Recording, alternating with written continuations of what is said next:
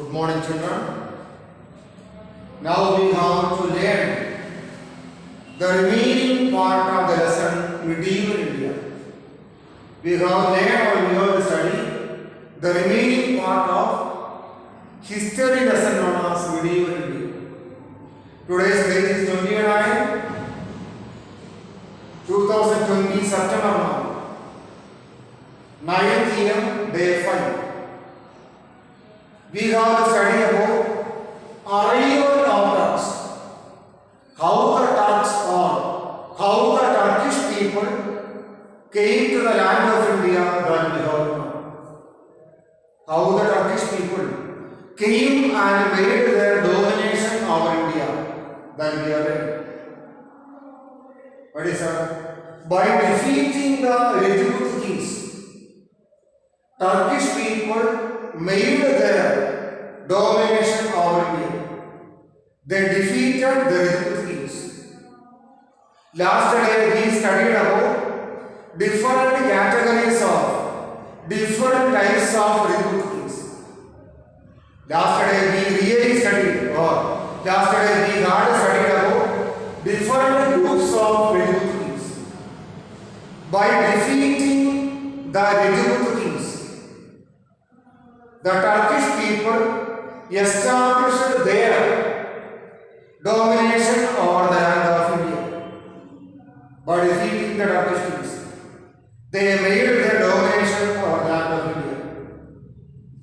The attack of Rajput kings were not unexpected.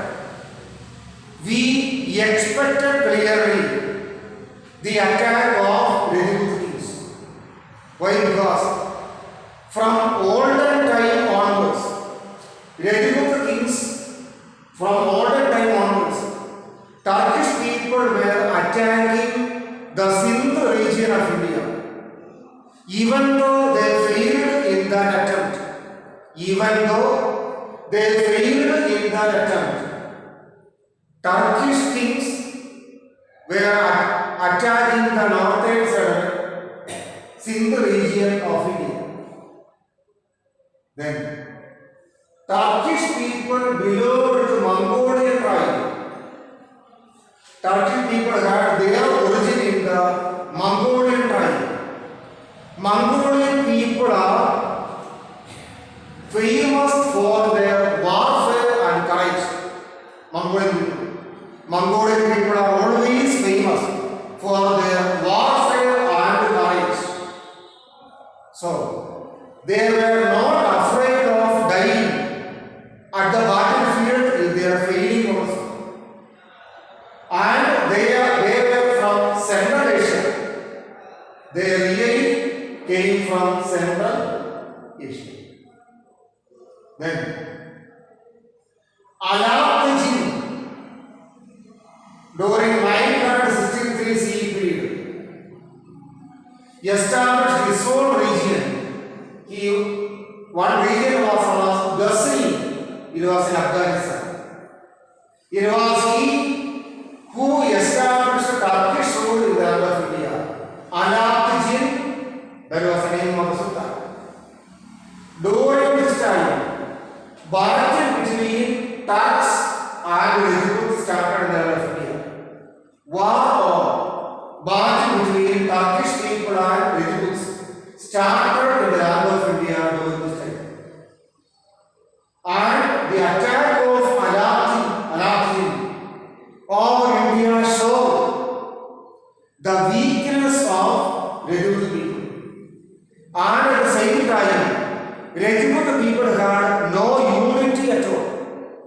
Rajput people had no unity at all. Then we have studied about Muhammad Ghazni. After the death of Alauddin, Muhammad Ghazni became the ruler of Turkish people. After the death of Alauddin, Muhammad Ghazni became the ruler of Turkish people. He became the ruler of Turkish people in the year 999 CE period. He attacked the land of India more than He attacked our India more than 17 times. You think what was the courage of Muhammad Ghazni? Muhammad Ghazni was a courageous person. He attacked India for more than 17 times. There were two ideas in his mind. Two ideas were there in the mind of Muhammad Ghazni. Two ideas were there in the mind of Muhammad Ghazni. What were ideas that he had think? His first idea was to establish Turkish rule in the land of India. That was the first idea. That was the first idea of Muhammad Ghazni. Second idea was to get enough money and gold and wealth from the land of India. That was the second idea of Muhammad Ghazni. That was the second idea of Muhammad Ghazni. So with these two ideas in mind, by keeping these two ideas in mind, Muhammad Ghazni attacked India 17 times.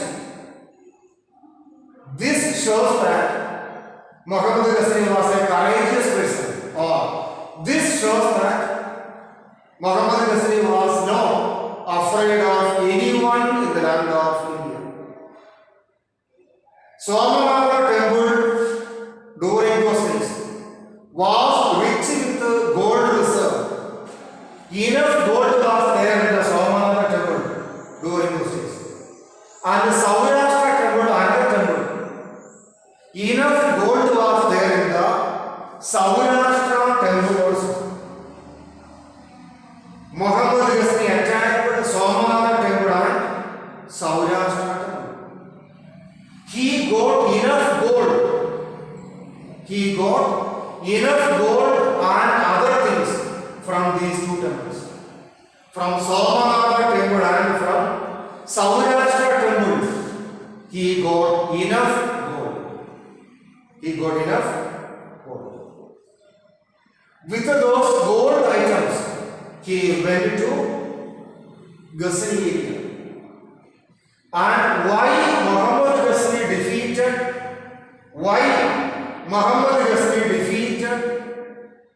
the kings of India, that we have seen.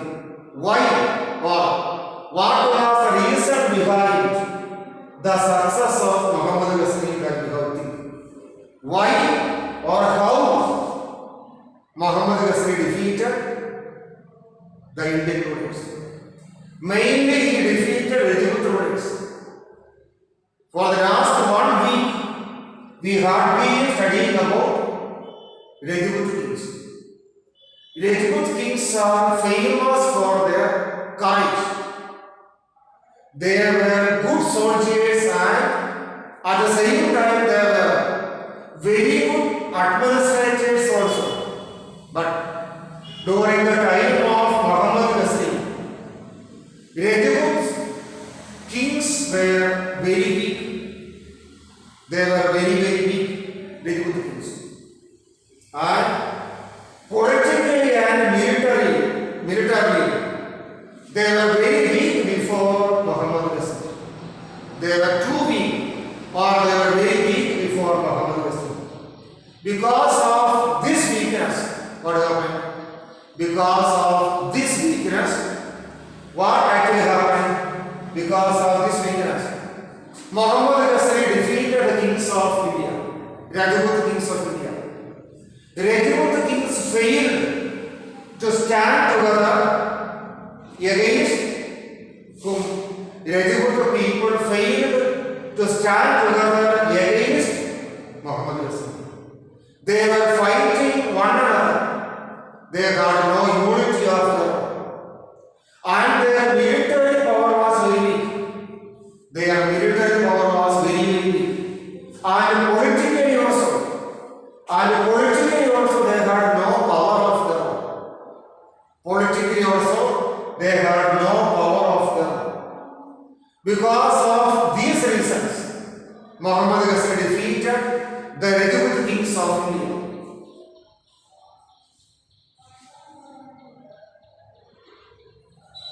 Then we have to study about another Turkish ruler, Muhammad Ghori.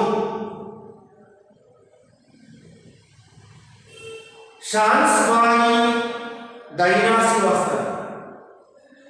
Muhammad Ghori was born in Shansvani dynasty. And Shansvani dynasty ended the rule of Ghaznis. Ghaznis also came from Afghanistan. Ghiyasuddin Muhammad Ghor was the king who came to India and attacked the Indian kings. Ghiyasuddin Muhammad Ghor. Ghiyasuddin Muhammad Ghor came to India and ended the rule of Ghazni kings. And his brother was known as Mujahiddin Muhammad. Ghiyasuddin Muhammad Ghor appointed Mujahiddin Muhammad to rule over those areas of India which were attacked and defeated by Ghiyasuddin Muhammad Ghor. Later, Mujahiddin Muhammad was called by the historians of India as Muhammad Ghori. He was known as Muhammad Ghori by the historians of India. Then what was that? He attacked Peshawar, Lahore, Sindh areas. But when he went to Gujarat area to attack the kings of Gujarat, he failed. He was defeated by the Gujarat kings. That failure taught Muhammad Ghori a lesson forever. After the failure in Gujarat area, he came with more weapons and with more war techniques. He came there with more weapons and with more war techniques. Then, during the year 1191 CE, he came to the kingdom of Prithviraj Chauhan. Prithviraj Chauhan was a Rajput king. His dynasty was known as, what was the name of the dynasty? His dynasty was known as Chauhan dynasty. Prithviraj Chauhan was the most courageous king among the Chauhan kings. War took place between Prithviraj Chauhan and Muhammad Ghori during the year 1192 period. That war was known as Battle of Tarai. In that war, Muhammad Ghori failed. Not only that one, Muhammad Ghori was deeply wounded in that war. Muhammad Ghori was deeply or clearly wounded in that particular war. Muhammad Ghori was about to die, but he escaped from the war field. During the very next year, 1192 CE period, Muhammad Ghori came back to the kingdom of Prithviraj Chauhan. This time, Prithviraj Chauhan failed before Muhammad Ghori. Prithviraj Chauhan failed before Muhammad Ghori during this particular time. And Prithviraj Chauhan was kept in the prison, Karagata, by Muhammad Ghori. Failure of Prithviraj Chauhan in the second battle of Tarai was a real shock to the Rajput kings of India. And Muhammad Ghori went back to Ghori area. Muhammad Ghori went back to the Ghori area by giving all the places or all the areas to his slaves. While he was going back to Ghori area, Muhammad Ghori was killed by some of his enemies. This is about Muhammad Ghori and Prithviraj Chauhan.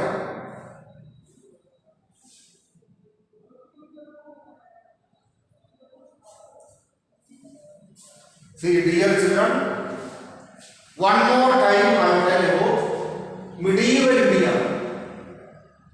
We have been studying this lesson for the last 3-4 days. This is a big lesson.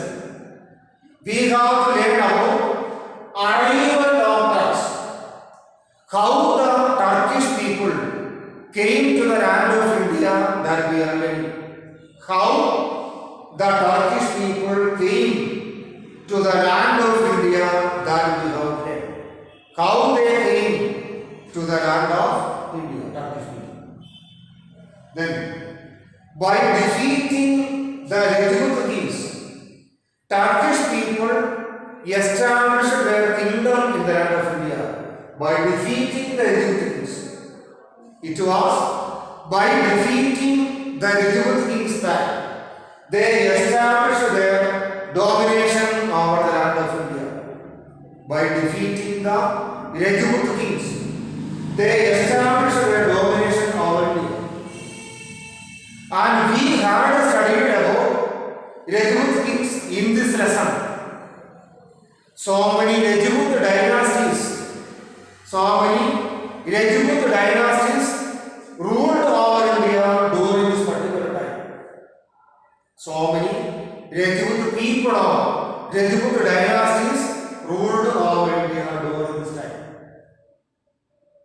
And the attack of Turkish people over India was not unexpected. Everybody expected, or all the people expected, the attack of Turkish people over India. When Turkish people established their domination over India, nobody wondered by seeing this. There was no chance, or there was no scope for wonder. Nobody wondered. Why? Because from ancient time onwards, ancient means foreign time, olden time. Ancient means very old. From olden time onwards, what happened? From olden time onwards, Rajput people were attacking India. From olden time onwards, Turkish people were attacking the land of India. First of all, they attacked the Sindh area of India. When they attacked the Sindh area, they failed. When they attacked the Sindh area, actually they failed. But that was an experience for the Turkish people. That was a real experience, or that was a correct experience for the Turkish people. That was a real experience, or that was a correct experience for the Turkish people. Why? Because by the attack of Sindh area by Turkish people, they understood really the weakness of Indian rulers. They understood really the political instability of Indian rulers. And Turkish people understood the military weakness of Indian rulers. All these things were able to be understood by the Turkish people. So, by defeating the Rajput people, Turkish people, by defeating the Rajput people, Turkish people established their domination over the land of India. Then, the Turkish people were from a Mongolian tribe. The Turkish people were from a Mongolian tribe. They were from a Mongolian tribe. They came from Central Asia.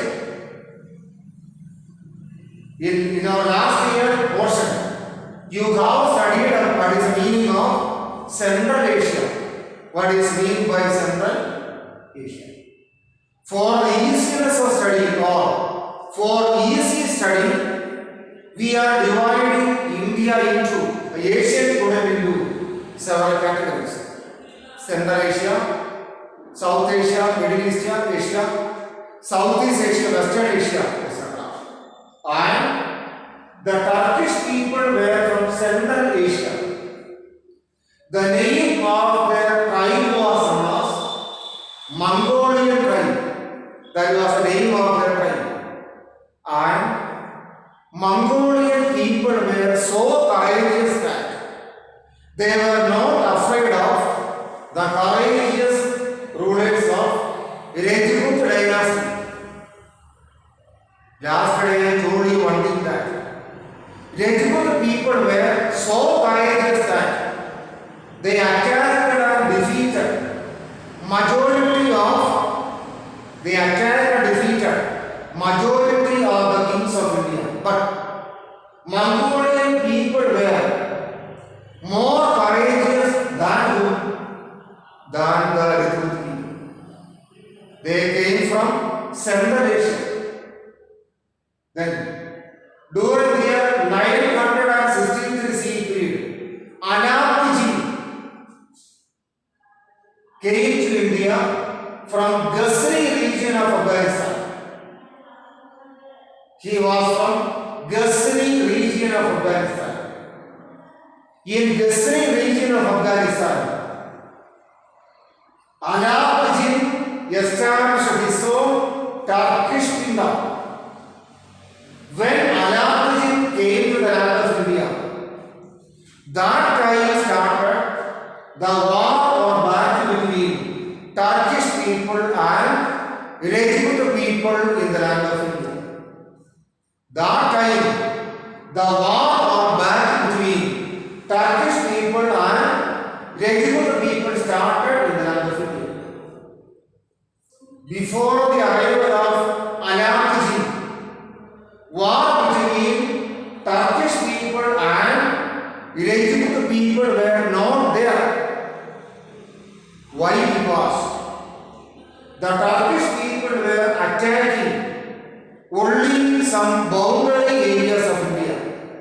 It was Alauddin who came to the middle part of India and who started to attack the Rajput kings.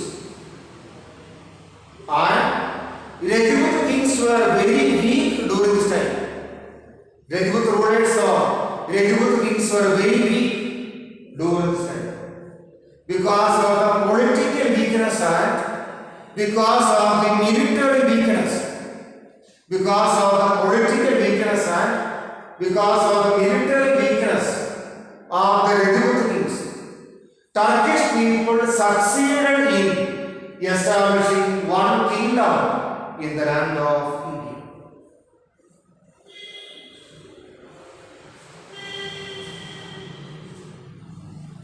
Then we have now Muhammad Ghazni. Who was Muhammad Ghazni? That we have to think. Who was Muhammad Ghazni? What were the specialities of Muhammad Ghazni? That we have to think. We have to know who was Muhammad Ghazni and what were the specialities of Muhammad Ghazni. Also we have to think. What I told you people, Alauddin was a Turkish king. He died during the year 999 CE period. During the year 999 CE period. After the death of Alauddin, Muhammad Ghazni became the leader of Ghazni Turkish people. Then Muhammad Ghazni attacked India for a minimum period of 17 times. You think how courageous he was? Muhammad Ghazni attacked India for a continuous period of 17 times. What I told first of all, the Rajput people were very courageous, no doubt. Rajput people were very courageous people. They were so courageous. Rajput people. Rajput people were so courageous. But Muhammad Ghazali was more courageous than Rajput people. Muhammad Ghazali failed several times in the land of India, but he was not ready to accept failure. Muhammad Ghazali was not at all ready to accept failure. After failures, again he came to the land of India with modern war techniques and with modern weapons. After each and every failure, Muhammad Ghazali came to the land of India. He attacked India for a minimum time or a minimum period of 17 times. That was speciality of Muhammad Ghazali. He means Muhammad Ghazali. Muhammad Ghazali had his own ideas when he attacked India. Muhammad Ghazali do have, or Muhammad Ghazali had his own ideas. The first ambition or first idea of Muhammad Ghazali was to establish a powerful Turkish empire in India. That was the main idea, or that was the major idea of Muhammad Ghazali in the land of India. To a certain extent, Muhammad Ghazali succeeded in that peace. Muhammad Ghazali established a powerful Turkish empire in the land of India. His second idea was that to get more wealth or more money from the land of India. This was the second idea of Muhammad Ghazali. So two ideas were there with Muhammad Ghazali. One idea was to establish a Turkish empire in India. Second idea was to get more money from India. With these ideas, he attacked India 17 times. He attacked Somanath temple and Saurashtra temple of India for getting enough money from these temples. He got enough money and gold from these temples. Why Muhammad Ghazali defeated the Rajput people, that we have to think. Or how or why the Rajput people failed before Muhammad Ghazali, we have to think. There were so many reasons. First one means the Rajput people have become very weak and they have no unity in fighting against whom? In fighting against a foreign ruler like Muhammad Ghazali. They had no unity at all. They did not stand together to defeat whom? To defeat Muhammad Ghazali. Instead of defeating Muhammad Ghazali, they are fighting one another. Another reason was also there. Politically and militarily, they are very weak. Who did this? Because of these reasons, Rajput people failed before him. Because of these reasons, Rajput people failed before whom? Before Muhammad Ghazali. The ultimate result was that Muhammad Ghazali succeeded in establishing a powerful Ghazali Turkish kingdom in the land of India.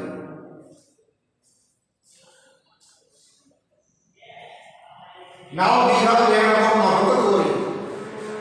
Sanj Sahani was an important type of Turkish people.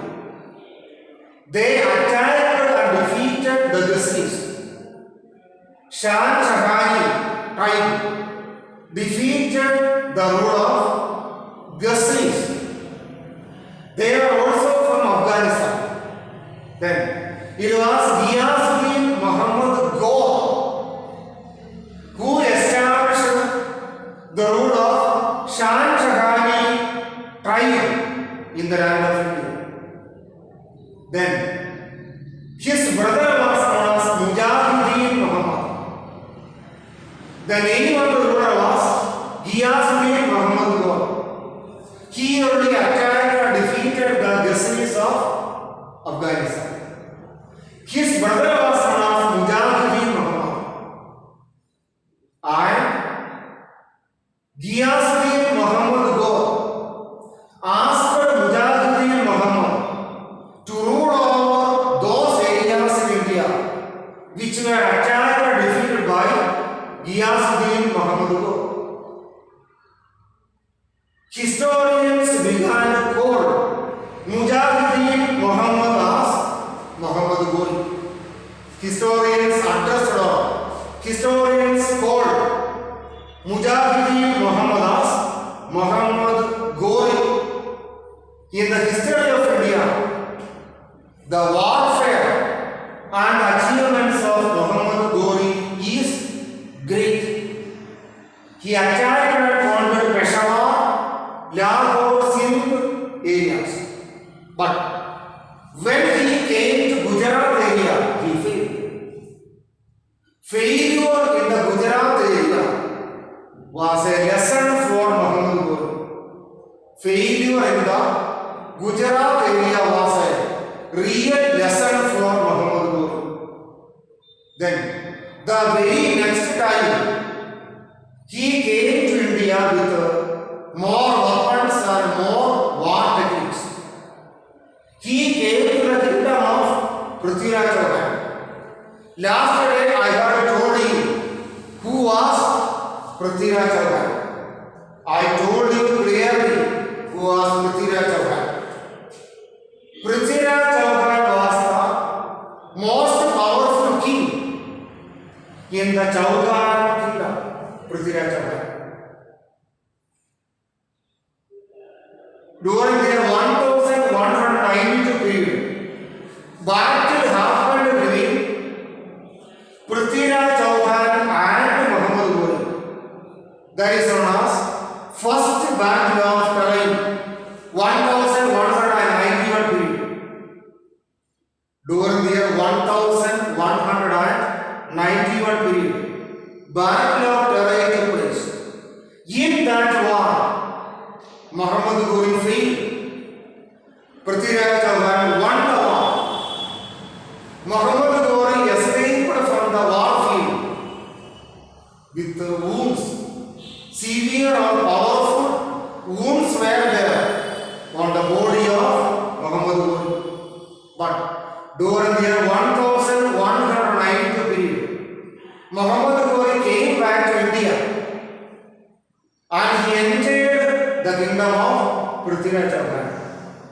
Second battle of Tarain happened.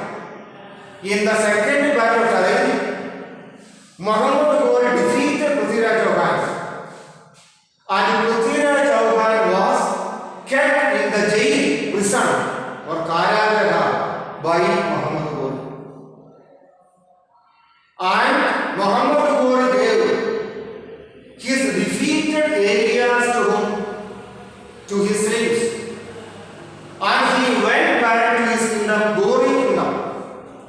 When he was going to the kingdom of Gori, or when he was going back to Gori kingdom, he was killed by his enemies.